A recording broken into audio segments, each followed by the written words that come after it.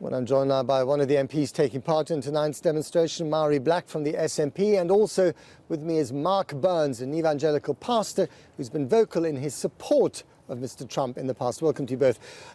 Mhari Black, let me start with you. You just heard the Prime Minister there perhaps reiterating her invitation to Donald Trump. The invitation stands. There will be a state visit by Donald Trump to this country, perhaps sometime in the summer. Your reaction? To be honest, I'm incredibly disappointed and disgusted, actually, that is what our response has been. A state visit is one of the highest honours that you can give someone who visits this country. So to give it to a man, a misogynist, who has introduced a racist, xenophobic and Islamophobic policy is just absolutely ridiculous, and it's not the kind of country that I want to be living in. And if he goes to Balmoral, which is a possibility, I mean, it's more remote than London, fewer demonstrators perhaps, easier to police, what will the reaction be in Balmoral to him coming? I think you'll find in Scotland, a wee protest every now and then, there'll be numbers out in their droves. And just briefly, before I go to Pastor Burns, the fact that she apparently knew about this ban being imminent and then didn't say anything for 2 days. Well, this seems to now be quite a habit for the Prime Minister. First of all, it was the Trident misfire that she knew about and didn't tell Parliament, and now it's this horrific policy that we're hearing that she already knew about. So I don't know why she's ducking her responsibilities and why she doesn't want to be held accountable. But one could also say that she was unlucky with the timing, and having issued the invitation, she is in a bit of a bind. I mean, you know, to now rescind this invitation would have extraordinary diplomatic consequences. Extraordinary good diplomatic consequences, because it would be sending a clear signal out to the rest of the world. This is not what we're about, this is not okay, and we're not going to be honouring it. So, Pastor Burns, you came here on holiday originally, now you find yourself defending Donald Trump. I mean, there are thousands of people demonstrating up the road against your commander-in-chief, your president. 1.5 million people have signed an online petition saying he's not welcome. We don't want him to come on a state visit. I mean, does that hurt you at all? Well, you know, first, I think it's really important that we really clarify what this so-called Muslim ban, and is not at all a Muslim ban. Let's be clear.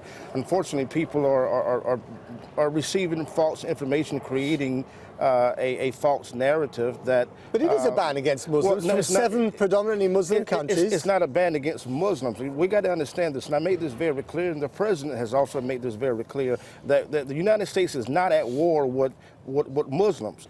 The United States and other countries like Britain is at war with radical Islamic terrorists who are out to destroy the Western way of life. And we also got to remember that these 7 countries that is on this temporary halt was not created by Donald Trump. This was something that was already passed on to him by President Barack Obama. But how does it make America safer if none of the people from those 7 countries that have been banned have actually taken part in any acts of terrorism against the United States?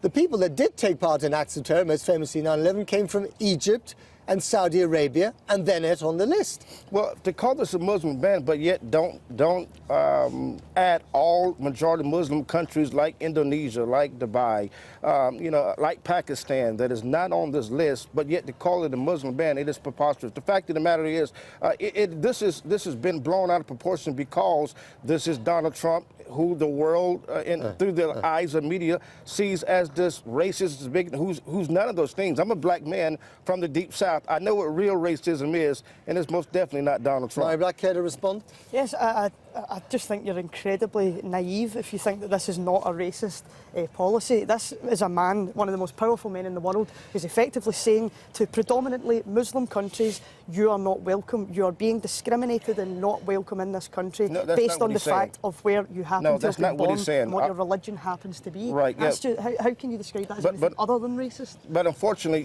you're giving, once again, false information. He is not saying you're not welcome, but we are saying that there's a temporary halt from people who are coming from countries, not people, from countries that have been proven, not just by Donald Trump, but by the last 5 presidents of the United States of America, that are suggesting from these countries there have been a compromise of radical Islamic terrorist activity. These areas, these territories have been compromised, and so what we're going to do is have a temporary halt. That's the key word. We're talking about temporary halt to allow the United States of America to identify which of these countries are the greatest threat. plans? Well, firstly, I would say there's no evidence whatsoever that it is simply a temporary ban. It's been put into place in a sharp. You're obviously not reading the executive orders. I might be reading the alternative facts and not the proper ones then. Yeah, but you're not. I think the fact of the matter is that Before you speak, you got Hold on. Before you speak, though, you got to make sure. Let her Can I finish. just say, the whole point is that this is one of the most powerful men in the world Sure. who is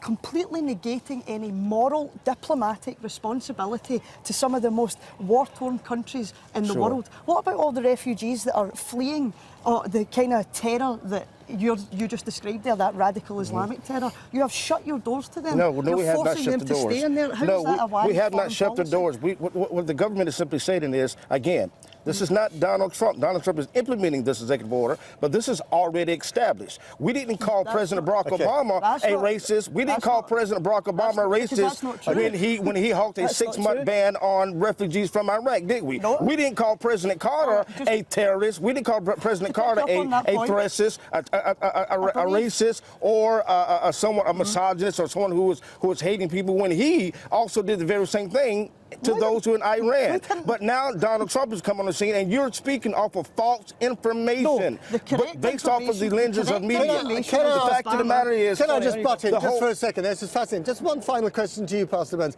How will Donald Trump, whose mother adored the Queen, whose wife adores the Queen, how will he feel when he turns up here with thousands and tens of thousands of people demonstrating against him?